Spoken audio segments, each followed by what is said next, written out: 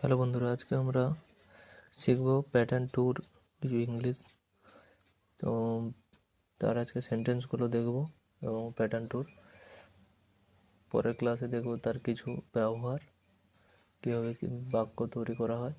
তো আজকে তার প্যাটার্ন টুর কিছু সেন্টেন্স দেখব, যেমন হচ্ছে আই মাস্ট বি, আমি অবশ্যই হব। তারপরে আছে সেকেন্ডে আছে ইউ হ্যাভ টু বি, তোমাকে হতে হবে। ইউ ক্যান বি, তুমি হতে পারো। ইউ কুড বি, তুমি হতে পারতে। আই মে বি, আমি হতেও পারি।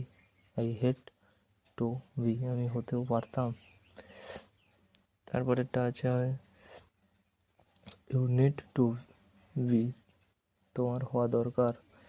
I have the right to be, আমার হওয়া অধিকার আছে।